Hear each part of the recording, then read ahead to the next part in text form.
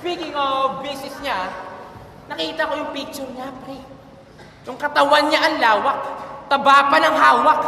Yung timbang niya 100, partida, isang paa lang nakaapak. Huwag ka sana magalit, lalaitin ko ng ilang beses yung trip lang. Sa sobrang taba, pwede na pantaya, sa swertres yung timbang. Arik! Teka lang, yo! Ah, shit.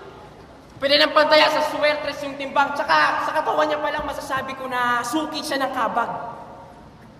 Tapos yung dede niya, hugis. Arik, hugis ba yung batang? Nakakabwisit na kasi yung mga babae na puro satsat kahit upod ng fat. Mas nahalata pa yata yung bilbil niya kaysa suso niyang flat. Kontakin mo na misis mo. Malamang magwawala na yun ngayon.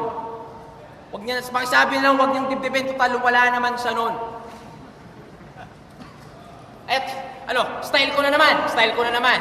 Yan ang madalas sinihirit para pang-anggel. Kadalasang palusot na mga di kaya makipagsabayan sa lirikalan na battle. Ayokong baguhin yung ginagawa ko upang mamangha. Yung mga tulad yung kupal at walang yak. Nakisugan to, kisugan yan, tipikal na utak talangka. Tandaan nyo, mas importante para na nagsulat isa kinalimutan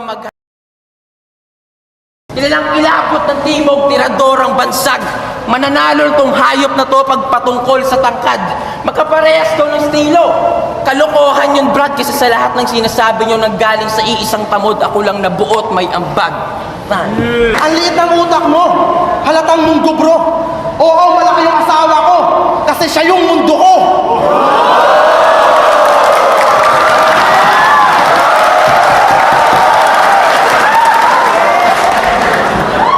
Yung katabaan, gago. Huwag mong tinuturing na kapansanan. Galit ka sa may GF kasi kahit kailan di mo yon naranasan.